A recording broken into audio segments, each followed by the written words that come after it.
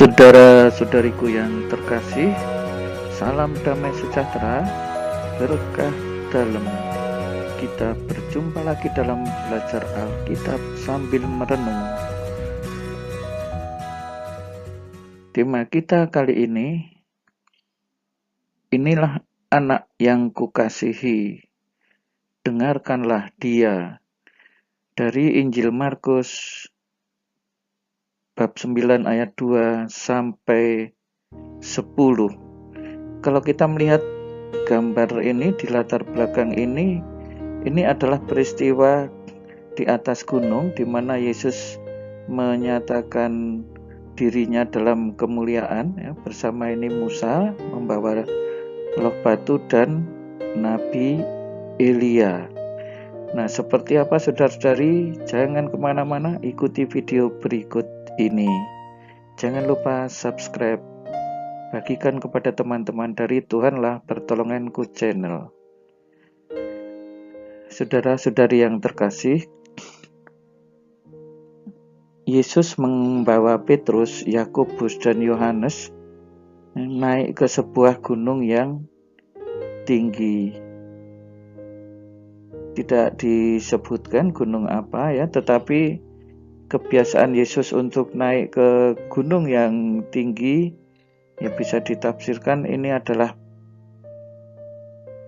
niat untuk berdoa, untuk menyendiri, dan disebut mereka sendirian saja. Itu artinya hanya mereka itu saja. Nah, Yesus berubah rupa di depan mata mereka.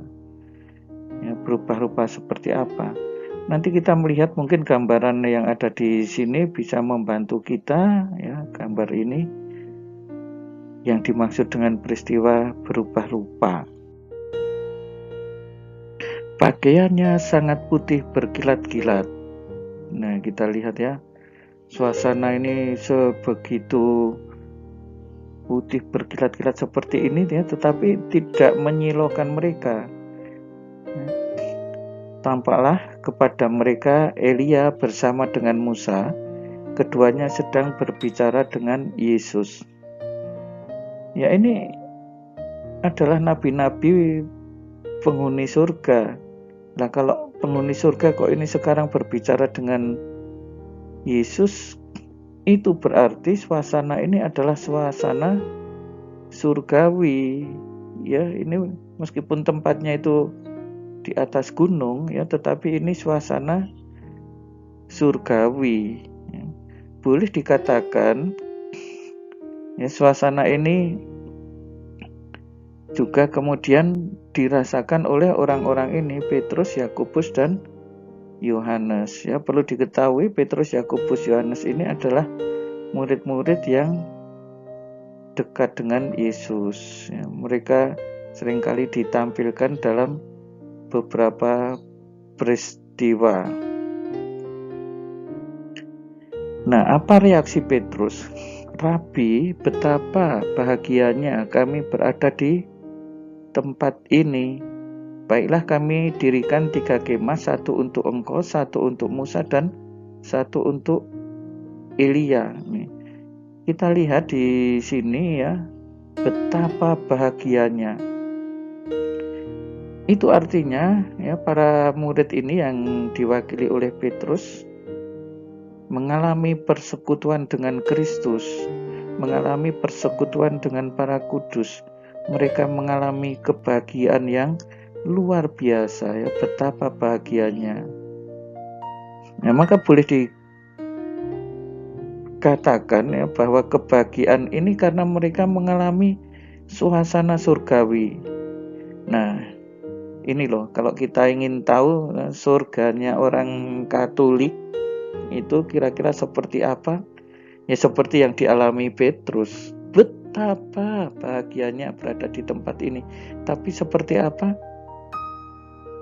Detail-detailnya tidak disebutkan ya. Hanya disebutkan bahwa ini suasana yang membahagiakan ya, yang tidak pernah dialami sebelumnya oleh Petrus ya. Saking bahagianya Petrus ingin mendirikan 3 kemah. Maksudnya apa? Ya supaya mereka mengalami kebahagiaan itu terus menerus gitu loh. Ya, tetapi bukan itu yang diharapkan oleh Yesus.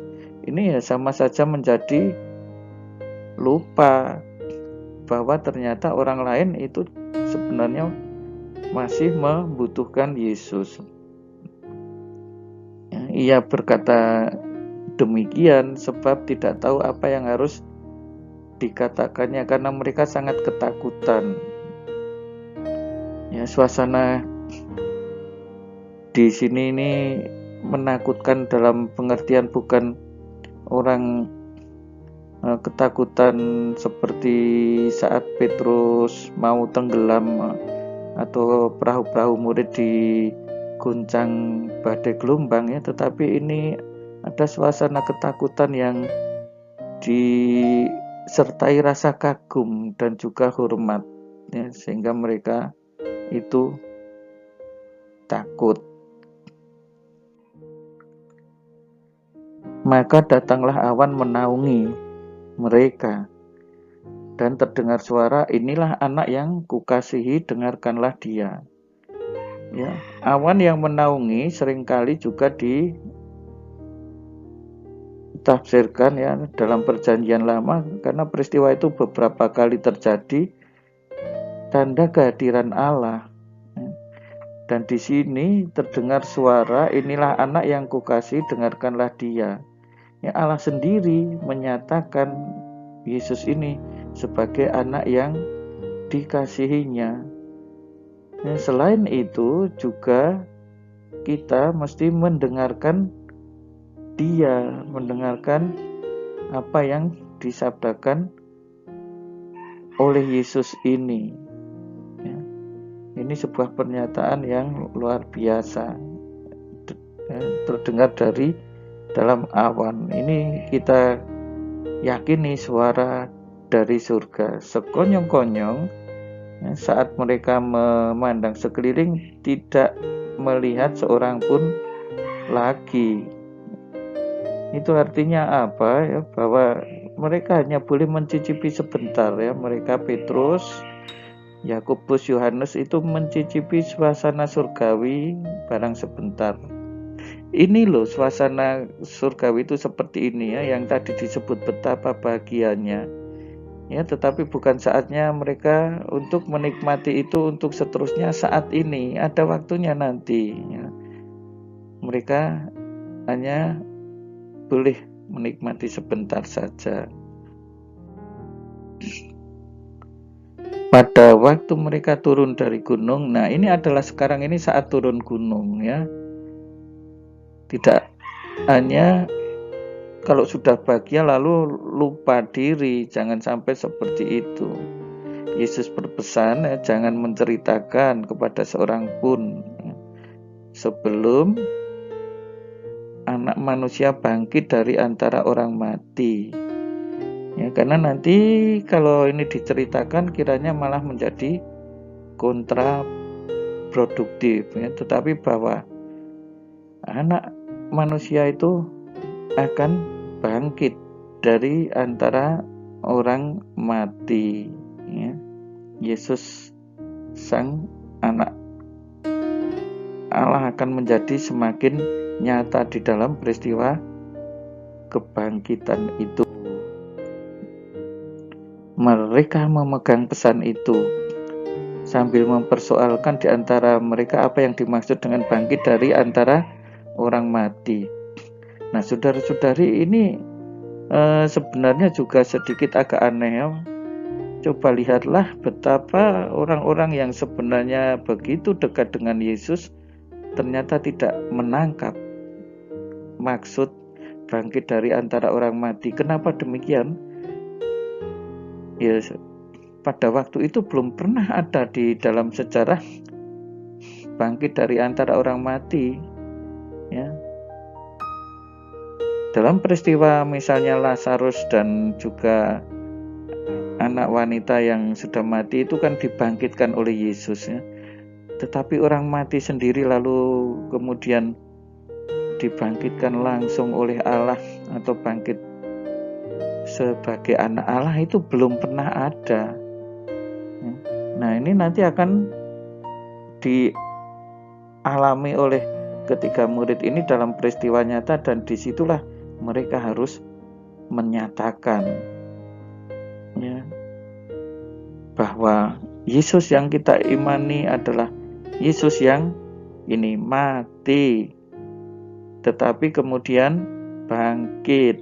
Nah, ini menjadi penting. Nah, saudara-saudariku yang terkasih, kita bisa merenungkan ya, bahwa bahagia bersama Yesus itu harus melalui peristiwa salib, melalui peristiwa perjuangan. Ya, mereka harus turun gunung, harus berjuang di dalam kehidupan sehari-hari, ya, dan nanti akan dibangkitkan untuk menikmati suasana yang membahagiakan itu di dalam persekutuan dengan para kudus di surga. Selamat merenungkan. Tuhan Yesus memberkati. Berkah dalam. Jangan lupa untuk sekali lagi subscribe dari Tuhanlah Pertolonganku channel, bagikan kepada teman-teman serta like.